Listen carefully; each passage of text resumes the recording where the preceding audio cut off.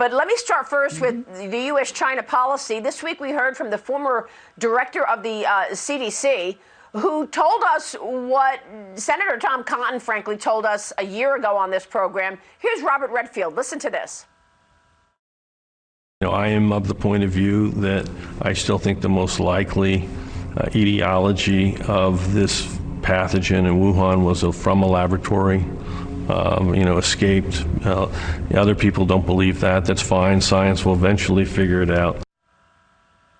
There has been so much propaganda from the Chinese Communist Party about how the coronavirus originated. And from the beginning, a lot of us said, well, it doesn't really sound like it came from a wet market. It sounds like it was a mistake that escaped from a Wuhan lab. Here's Senator Cotton 1 year ago on this program. Senator, watch this.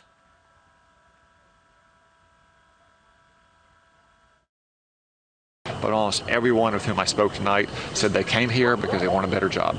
They didn't say they came here because they're facing persecution because of their race or their ethnicity or their political views, their religion.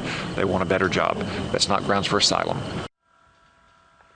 That was Cotton from the border, and that's not the right soundbite. But what are your thoughts on the origination of the coronavirus, Senator? Well, at the rate we're going, we'll never know.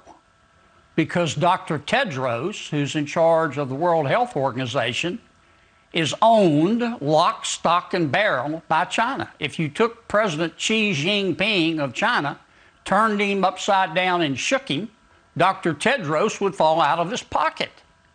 And no disrespect, but the Biden people who rejoined the World Health Organization need to get off the bullet train to Chumptown and called up Dr. Tedros and said, send your team back in, and if the Chinese don't cooperate, we're out of here. We're not going to support the WHO anymore. Short of that, we'll never find out what happened. So, I mean, the Biden administration is getting us back into the World Health Organization, but the WHO is being run by the Chinese communists. And they're spewing out propaganda that's not true in terms of the origination of the coronavirus. Why haven't we heard President Biden tell us where he believes the coronavirus started and how it got to America and killed hundreds of thousands of our people? Well, President Biden's people have issued some stern statements, that the Chinese need to tell the truth. But once again, you have to watch what politicians do, not what they say. And what we need to do right now, what President Biden needs to do right now, not literally but figuratively, is take a two-by-four to the World Health Organization and Dr. Tedros and say, now look, you sent investigators in, it was a whitewash, send them back in, demand that China cooperate, and if they don't, we're out of here. We're out of here. And until he does that, I mean, what you say, what you do is what you believe, and everything else is just conversation. All right, Senator, real quick, this all points to this radical agenda, and we don't know how U.S.-China policy will change, but we do know that the spending is out of control. $1.9 trillion was called a COVID relief package. That was mislabeled. We know it was just a spending package. It was only 10% COVID-related. Now you and your colleagues are talking about a $3 trillion spending plan.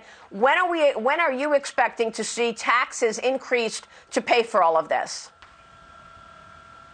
Soon, and the taxes won't pay for all of this. The motto of the Biden administration is, we can't spend too much. And at the rate they're going, we're going to run out of digits. He's talking $3 trillion on infrastructure. There will be money bills behind that. He is going to raise taxes dramatically. He's going to make tax policy on the basis of class warfare. That's not how you make tax policy. You make tax policy on the basis of sound economic principles. He's going to say we're going to raise the taxes on the rich because he really does believe that we're one tax increase away from prosperity. I predict it'll have a profound impact, especially if he tinkers with capital gains and dividends. It'll have a profound impact on the economy. When you tax something, Maria, you get less of it. And business never grew by raising their taxes. Yes, I know that. We will watch. I know that this is one of the reasons that so many governors and attorneys generals across the country are fighting back because this agenda is steamrolling them. Senator, it's good to see you this morning. Thanks very much for all. Thank you, Maria. For all of your insights, Senator John Kennedy. We'll be right back. Stay with us. Eric Trump on the other side of this.